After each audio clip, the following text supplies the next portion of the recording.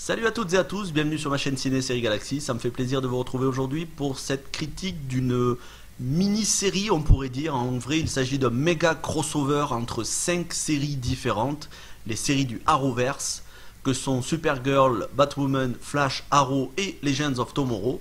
Un méga crossover, c'est-à-dire une histoire inédite et unique qui s'étend sur toutes les séries.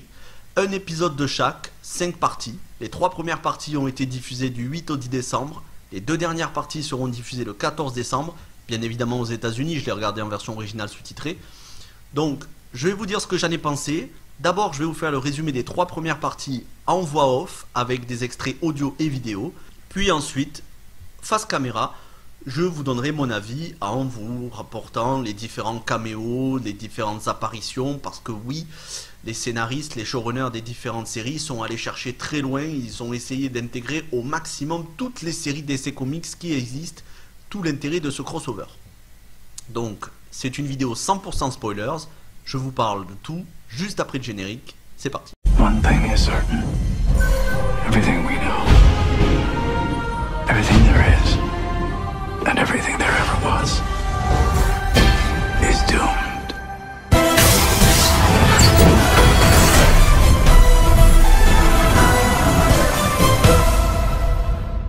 Et donc on commence ce méga crossover en 5 parties avec l'épisode centré sur Supergirl. Il s'agit de l'épisode 9 de la saison 5 de Supergirl.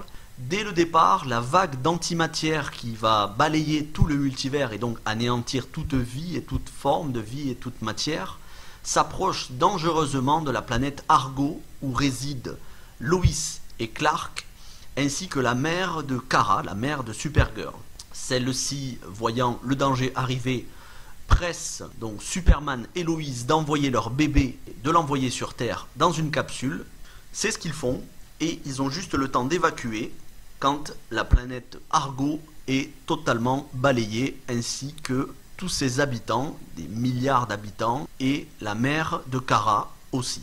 À partir de ce moment-là, on a Harbinger, c'est-à-dire Layla Michaels, la femme de John Diggle dans la série Arrow, sous sa nouvelle identité que lui a donné le Monitor avec le pouvoir de se téléporter. Donc Harbinger va chercher les différents héros, Supergirl, Batwoman qui se trouvait à Gotham City en train d'interpeller un braqueur, mais aussi White Canary, c'est-à-dire Sarah Lance, ainsi que The Atom de la série Legends of Tomorrow, Oliver Queen et sa fille Mia, ainsi que Flash et d'autres membres de leurs équipes respectives. Elle les réunit tous pour leur dire que le temps presse, que la prochaine planète menacée c'est Terre 38, c'est-à-dire la Terre de Supergirl, et qu'ils doivent absolument trouver le moyen de stopper tout cela. Le Monitor donne un petit peu plus de temps pour que puisse être évacuée la Terre 38, et ce temps, il leur donne en construisant une tour quantique qui empêchera la vague d'antimatière de s'abattre sur Terre 38. Mais c'est temporaire et Supergirl et son équipe, sa sœur, Martian Manhunter, Brainiac et d'autres, ainsi que Lena Luthor, s'organisent pour faire évacuer la planète, pour faire évacuer Terre 38. Puis Barry et Oliver, donc Flash et Arrow, ont une petite conversation dans laquelle Barry révèle à Oliver qu'il va mourir dans cette crise pour sauver le multiverse. Ce à quoi Oliver exige tout de suite une discussion avec le Monitor, puisque c'est lui qui est censé mourir dans cette crise et non pas Barry ou Kara, c'est-à-dire Flash ou Supergirl. Après s'être remis d'accord avec le Monitor, c'est bien Oliver qui sacrifiera sa vie. Un groupe est envoyé, un groupe composé de Sarah Lance, White Canary et de Lois Lane est envoyé pour retrouver le bébé donc de Lois et Clark qui a atterri non seulement dans une dimension parallèle mais dans une autre époque en 2046, et ce bébé a été recueilli par le Oliver Queen de 2046 dans son bunker, le bunker de Arrow. Donc s'ensuit une discussion entre Oliver et Sarah, où Sarah redonne de l'espoir à Oliver. Pendant ce temps, tous les autres héros, c'est-à-dire Flash, Arrow, Supergirl, The Atom et d'autres, sont en train de se battre contre des entités maléfiques qui essaye donc de détruire la planète et de faire venir la vague d'antimatière. Le Monitor, voyant que la situation va être perdue, décide d'évacuer tous les héros, mais Oliver refuse car tant que la planète Terre numéro 38 n'a pas été évacuée, il veut combattre. Malheureusement, il va y laisser la vie, il va être blessé grièvement, mortellement. Le Monitor n'aura que le temps de le téléporter, puis Terre 38 disparaît, et avec elle, des milliards d'humains. Oliver est ramené par le Monitor, ainsi que tous les autres héros à leur base. Au même moment, Sarah et Lois ramènent le bébé, donc de Lois et Clark. Nash Well, un Harrison Wells d'une Terre parallèle, révèle à tout le monde qu'il a libéré l'anti-Monitor en étant dupé par ce dernier, et donc qu'il essaye de se racheter en répondant désormais au nom de Paria. Le Monitor, quant à lui, révèle à tout le monde qu'il ne comprend pas ce qui vient de se passer, étant donné qu'il n'a pas vu cela dans ses visions du futur. Il n'a pas vu Oliver mourir de cette manière. Tout le monde se réunit autour d'Oliver qui est en train d'agoniser. Oliver dit quelques dernières paroles dans un moment très émouvant. Je vous laisse regarder la séquence. That's okay, Sarah. This is my destiny. Barry, you, my friend, are the very best of us. I gave it all up for you and Carl. What do you mean? I need the two of you to be the ones to save us now.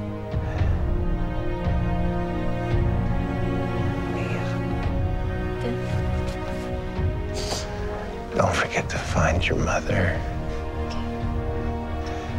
Find William.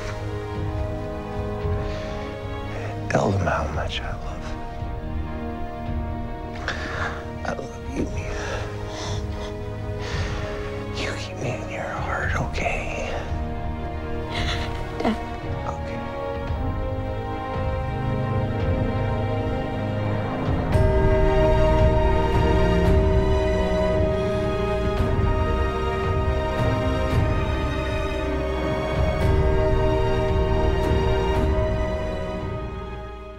Fin de l'épisode de Supergirl, la suite dans l'épisode 9 de la saison 1 de Batwoman, c'est-à-dire cette partie 2 de ce méga crossover.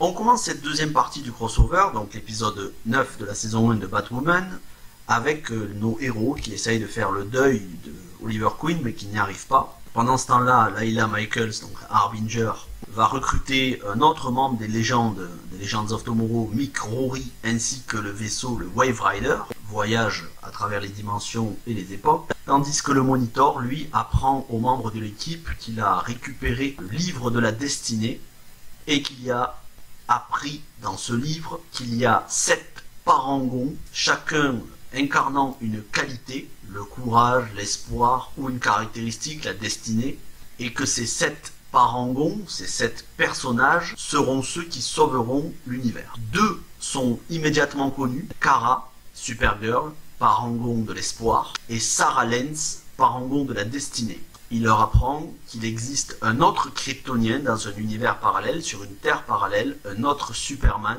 qui est lui aussi un parangon, ainsi que d'autres personnages qu'ils devront trouver petit à petit. Kara apprend que le Monitor a ramené Lex Luthor. Le Monitor lui explique que Lex a un rôle à jouer dans cette affaire, en bien ou en mal, ils le découvriront. Lois et Clark décident d'aller à la rencontre, accompagnés de Iris West, à la rencontre de ce Kryptonien, de cet autre Superman, tandis que Kara et Kate, Batwoman, décident d'aller à la rencontre de Batman sur Terre 99, puisque apparemment Batman serait un parangon, le parangon du courage.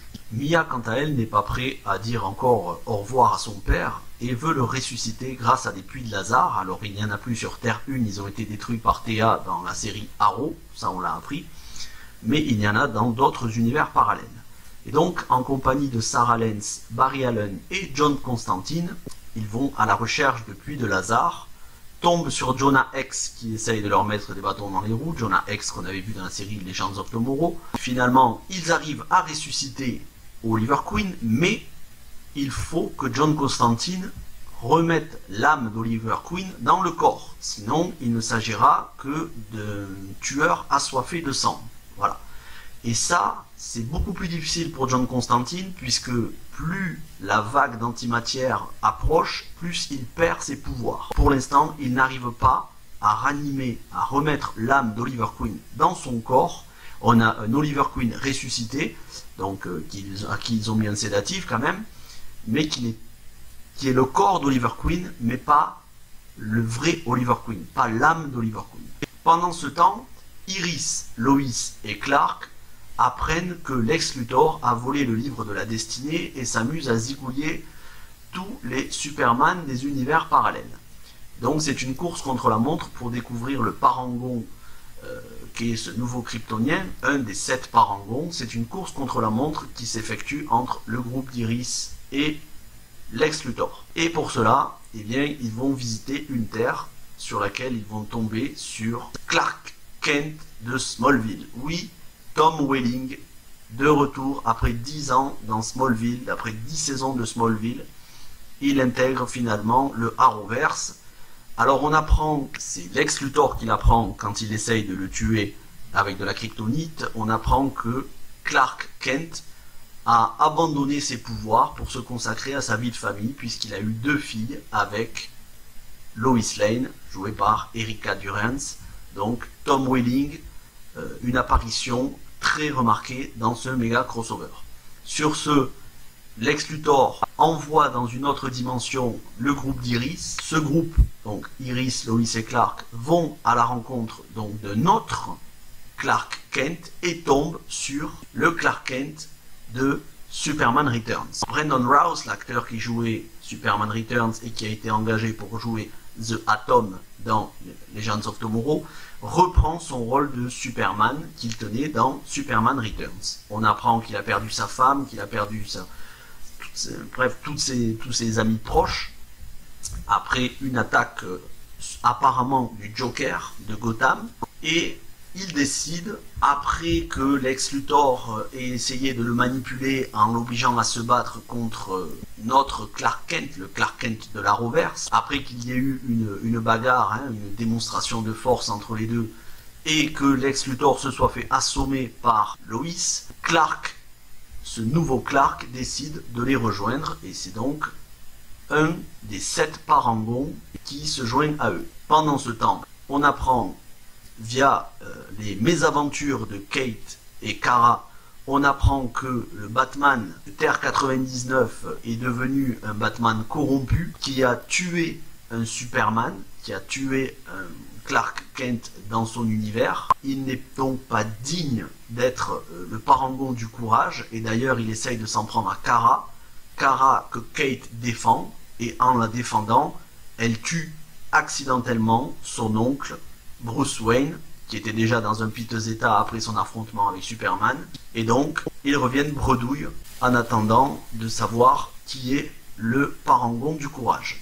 Et finalement, Kate apprend via la bouche du Monitor qu'elle est elle-même le parangon du courage. Ce n'est pas son oncle qui n'était plus digne de l'être, mais c'est elle qui est noble de cœur, qui est le parangon du courage. Il ne leur reste donc que 3 parangons à trouver. L'épisode se termine avec Layla Michael, Harbinger donc, qui est téléportée par l'Anti-Monitor, qui est la voix qu'elle entend dans sa tête depuis le début de l'épisode, l'Anti-Monitor qui essaye de la manipuler et de l'utiliser à ses propres fins. Ça se termine sur cette image. La suite au prochain épisode, c'est-à-dire saison 6, épisode 9 de Flash, 3e partie du méga crossover.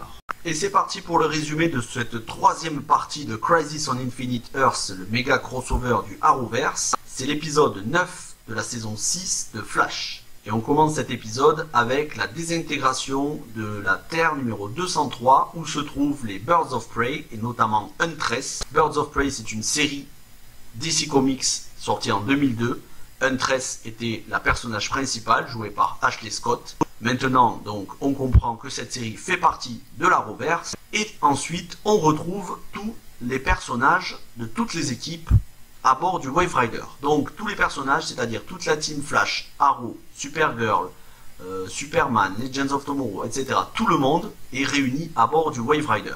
Ils apprennent l'identité des 3 derniers parangons. Flash, le parangon de l'amour. Martian Manhunter, c'est-à-dire John Jones, le parangon de l'honneur, et un scientifique, un humain, un inconnu qui s'appelle Ryan Choi, qui est le parangon de l'humanité. Maintenant que les 7 parangons sont connus, il va se former 5 groupes très distincts. Le premier groupe, Lois Lane et le Monitor à bord du Wave Rider pour gérer la situation d'une manière globale. Le deuxième groupe, Martian Manhunter, accompagné du Superman joué par Brandon Routh, qui eux vont continuer l'évacuation de Terre 38 sur la Terre numéro 1. Troisième groupe, celui de John Diggle, Mia, fille d'Oliver Queen, et John Constantine, à la recherche de l'âme d'Oliver Queen pour remettre l'âme dans son corps. Et pour ça, ils vont aller consulter quelqu'un, demander l'aide de quelqu'un de compétent dans le domaine. Il s'agit de Lucifer Morningstar. Oui, Lucifer de la série Lucifer. La série Lucifer de Netflix fait donc partie du Arrowverse désormais. Lucifer leur donne un moyen d'aller dans le purgatoire où Oliver Queen est enfermé. Ils retrouvent Oliver Queen, mais au dernier moment, alors qu'il allait repartir avec eux, un homme nommé John Corrigan, qui se fait surnommer Spectre, dit à Oliver Queen qu'il est temps pour lui de prendre le rôle de Spectre et de sauver l'humanité, et que c'est le seul moyen pour lui de sauver les gens qu'il aime, que c'est son destin. Et donc Oliver Queen accepte et ne rentre pas avec sa fille, son meilleur ami, et Constantine ne retrouve pas son corps. Il reste donc à l'état d'une âme errante, et très probablement qu'il va avoir une importance capitale dans les 2 derniers épisodes. Quatrième équipe, celle de Iris Allen West, Ralph Dibny, c'est-à-dire Elongated Man, et Ray Palmer, c'est-à-dire The Atom, qui eux vont essayer de persuader Ryan Choi, ce scientifique humain, qui ne connaît absolument rien à l'affaire. Ils vont essayer de le convaincre qu'il est le parangon de l'humanité et de les rejoindre dans leur lutte, dans ce combat pour sauver le multiverse. Et enfin, dernier groupe, le 5e, le plus important je dirais, celui composé de Cisco, Caitlin, Barry Allen. Cisco qui a retrouvé grâce au Monitor ses pouvoirs de Vibe, Caitlin qui est toujours Killer Frost, et donc Barry Allen The Flash. Cisco a réussi à déterminer d'où venait la vague d'antimatière, la source de la vague d'antimatière, et elle vient de la Terre numéro 1, de notre Terre. Il sait comment s'y rendre, il se rend à cet endroit-là avec le groupe, Flash, Cisco et Killer Frost, et là, il s'aperçoit qu'en fait, le Monitor, l'anti-Monitor a piégé le Flash de Terre 90, autrement dit le Flash de la série des années 90, celui qui ressemble comme 2 gouttes d'eau au père de Barry Allen, joué par John Wesley Shipp. Ce Flash-là a été piégé pour alimenter la machine, et s'il s'arrête de courir, ça déclenche une explosion, et ça déclenche donc l'apocalypse instantanée. C'est pourquoi Flash, notre Flash, comprend qu'il doit se sacrifier pour pouvoir détruire la machine. Mais Flash des années 90 vole temporairement la vitesse de Barry en lui disant que donc c'est pour lui sauver la vie. Il n'a pas à mourir. Un Flash doit mourir, mais ça n'est pas dit quel Flash doit mourir, donc il décide de se sacrifier. Et entre-temps, Black Lightning, le super-héros de la série Black Lightning, débarque, puisque sa Terre a été désintégrée et avec sa Terre toute sa famille, et se joint à la team. C'est une scène très émouvante, d'ailleurs je vais vous mettre l'extrait, et à l'issue de cette scène, Flash de la Terre 90 se sacrifie avec un aspect très nostalgique que j'ai beaucoup apprécié, un extrait de la série Flash des années 90. Je vous laisse regarder cet extrait, c'est l'extrait le plus émouvant de tout l'épisode et un des meilleurs de ces 3 premières parties.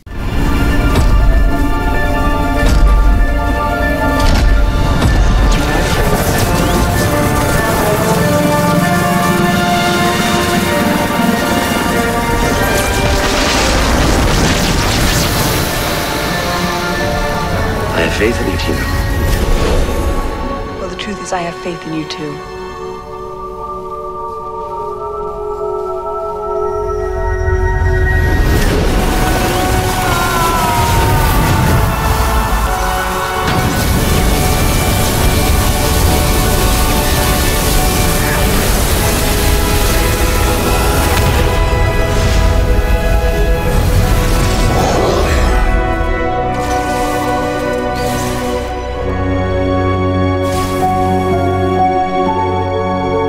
Pendant ces événements, Supergirl et Batwoman étaient restés à bord du Wave Rider et Supergirl avait l'intention de se servir du livre du destin pour rétablir toutes choses en ordre. Mais, comme l'avait dit le Monitor, c'est trop de pouvoir pour une seule personne, ça peut en arriver à la folie. Donc, Kate Kane, Batwoman, est là pour veiller sur la santé mentale de Kara et l'aider à faire des choix sages, y compris si elle doit le faire en forçant un petit peu la main de Kara grâce à de la kryptonite qu'elle a pris chez Bruce Wayne dans l'épisode précédent. Kara comprend que Batwoman ne lui veut pas de mal, mais qu'elle veut qu'elle fasse un choix sage, le choix de la raison, et donc Kara décide de ne pas utiliser le livre du destin. Tout le monde revient à bord du Wave Rider, et normalement la solution commence à se mettre en place, les 7 parangons étant là, sauf que Layla Michaels, alias Harbinger, contrôlée par l'Anti-Monitor, revient à bord du vaisseau, déclenche la vague d'antimatière qui détruit Terre numéro 1 et qui va pour s'abattre sur le vaisseau, le Wave Rider. Elle tue le Monitor dans un combat qui ressemble un petit peu à du Kamehameha façon Dragon Ball Z. Et Paria, alias Nash Wells, n'a que le temps de téléporter les 7 parangons à un endroit où l'Anti-Monitor ne pourra pas les trouver, c'est-à-dire le Vanishing Point, un endroit hors de l'espace et du temps. Il les téléporte à cet endroit-là. Tout le monde est effacé, que ce soit Iris, Mia, Superman et Lois, Black Lightning, Elastic Man, bref, tout le monde est effacé, mis à part les 7 parangons de l'humanité. Fin de l'épisode, la suite au 14 janvier. Quant à moi, je vais vous donner mon avis maintenant sur ces 3 premières parties, vous dire tous les super-héros qui font des apparitions venus d'autres séries et vous dire mes théories pour la suite. Voilà pour le résumé des 3 épisodes. Maintenant, je vais vous dire ce que j'en ai pensé. Et j'ai énormément aimé ces 3 parties, ces 3 premières parties. Elles sont inégales, notamment la deuxième, celle qui tourne autour de l'épisode de Batwoman. C'est un petit peu moins bien que celui de Supergirl et encore moins bien que celui de Flash. Mais d'une manière générale, il y a tout ce qu'il faut. De l'action, de l'émotion, de l'humour, un peu de tragédie parfois, et beaucoup de fanservice. Et je suis absolument pour le fanservice. C'est d'ailleurs pour ça que j'aime The Mandalorian. Alors attention, on va pas comparer les qualités. The Mandalorian et Crisis on Infinite Earths, c'est pas les mêmes qualités. The Mandalorian, c'est bien au-dessus. Mais c'est 2 séries où il y a énormément de fanservice. Et quand on connaît un petit peu l'univers super-héroïque, surtout que moi je suis attaché plus à DC Comics que Marvel, même si aujourd'hui je suis plus pro Marvel parce qu'au cinéma ils s'en sortent mieux. Voilà, j'ai toujours été d'une manière générale plus DC Comics, y compris les anciennes séries des années 90, des années 2000, bref, Smallville, moi j'ai grandi, j'étais adolescent, Smallville c'était de début 2000 jusqu'à 2010 environ, enfin 2001-2011 je crois. Vous voyez, moi j'étais à peine au lycée, je rentrais au lycée à peine, donc c'est un petit peu quelque part mon enfance, au moins mon adolescence. J'aime énormément ce genre de séries. Après oui, il y a des longueurs, il y a un paquet d'épisodes qui sont inutiles, c'est des saisons de 20, 22 épisodes. Moi j'ai regardé Arrow cet été, je me suis fait 3 saisons d'affilée, c'est sûr, 22 épisodes par saison. Mais bon, qu'est-ce que vous voulez?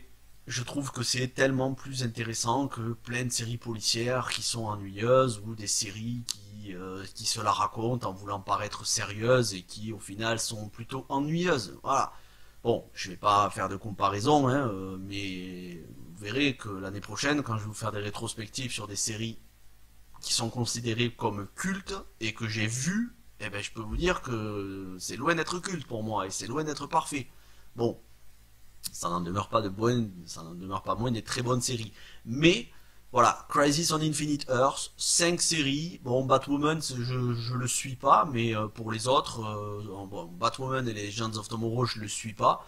Mais pour les autres, Flash, Arrow, Supergirl, je les suis, c'est assez agréable, je les suis avec plaisir quand ça passe l'été sur TF1 ou sur Netflix ou quand ça passe sur mon ordinateur. Voilà, donc c'est des séries fort sympathiques, avec des acteurs qui sont bien, franchement. Mélissa Benoît, Stephen Amell, Grant Gustin sont tous très bons là-dedans. Voilà, je vais pas dire qu'ils sont mauvais, ils sont bons. Après, ce que j'attendais énormément, c'était les caméos de différentes séries. Et j'ai été servi, mais en même temps légèrement déçu. Parce que je m'attendais à quelque chose de beaucoup plus imposant. Quand on nous a dit qu'il allait y avoir Huntress de la série Birds of Prey, je m'attendais à ce qu'elle ait un rôle important. Au final, on la voit moins de 10 secondes. Quand on nous a dit le retour de Tom Welling et Erika Durance en Clark et Lois de Smallville, pareil, je m'attendais enfin à le voir en tant que Superman. Au final, le mec n'a plus de pouvoir. J'ai été un petit peu déçu. Oui, j'ai été un petit peu déçu.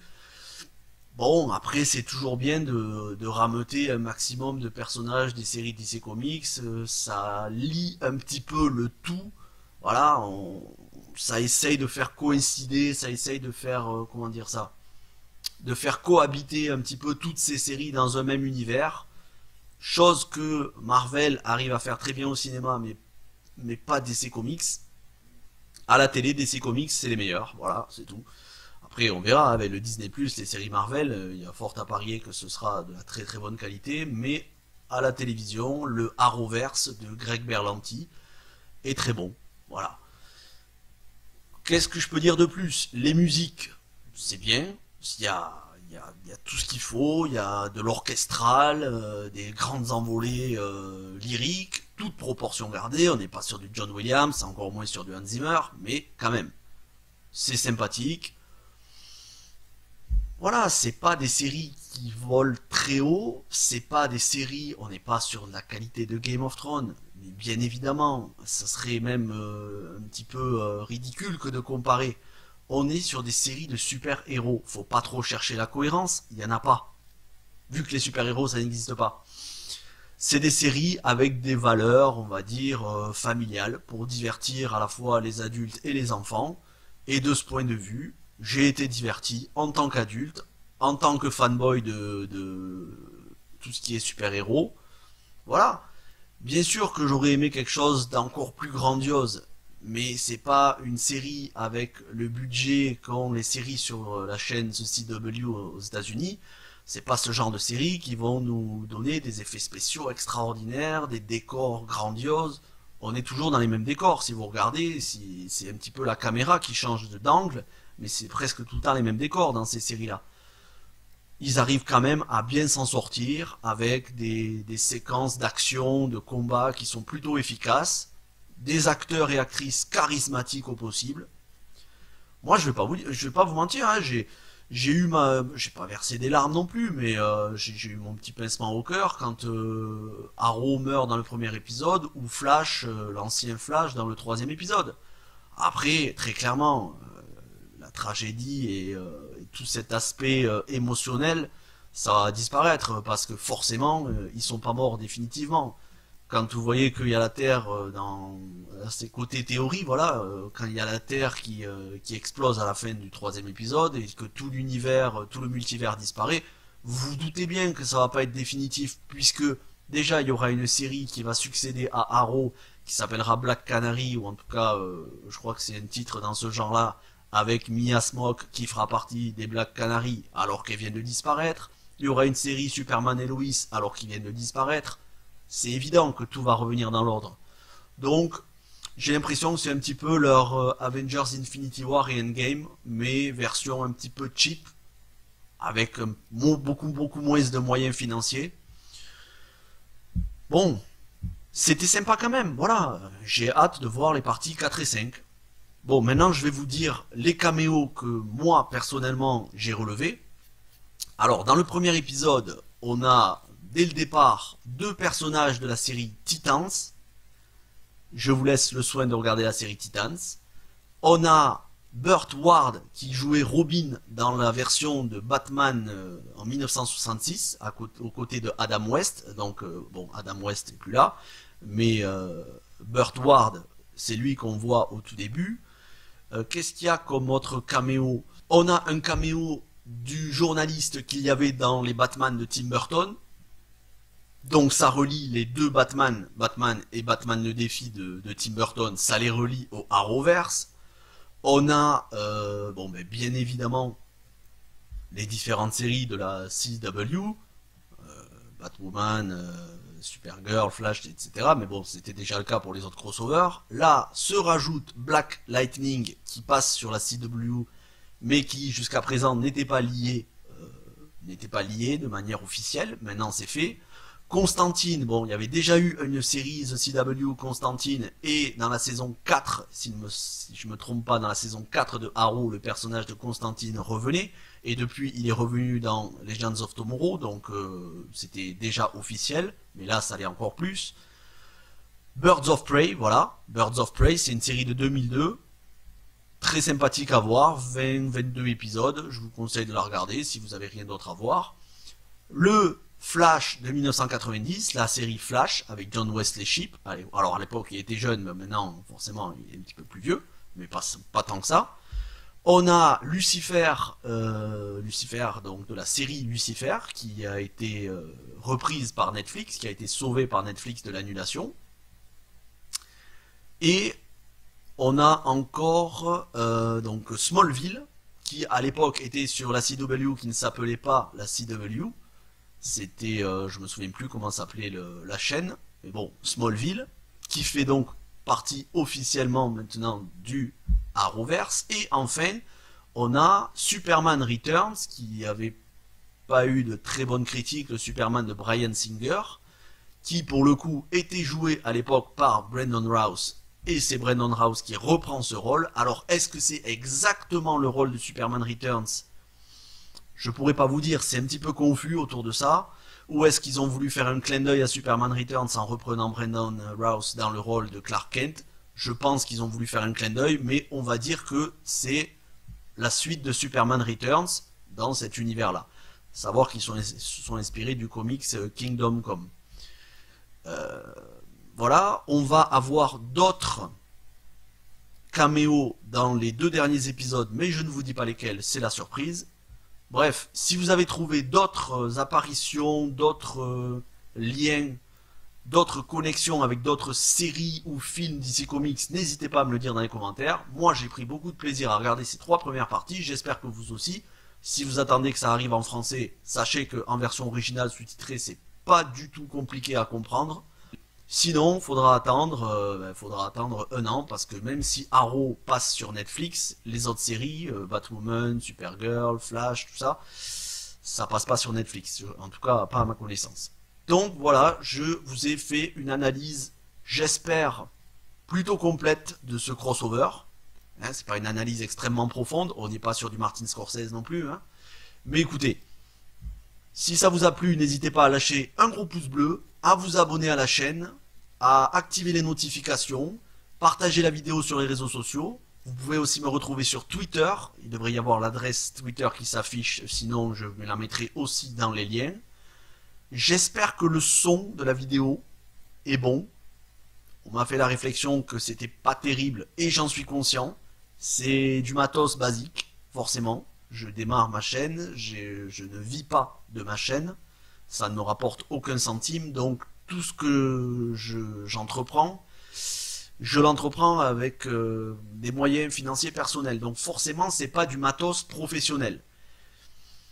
J'essaye de faire ce que je peux. Je suis désolé si le son ou l'image ne sont pas assez bons. Ça s'améliorera avec le temps.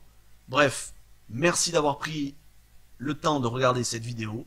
Passez une bonne journée, une bonne soirée, un bon appétit, parce que c'est ce que je vais faire. A plus!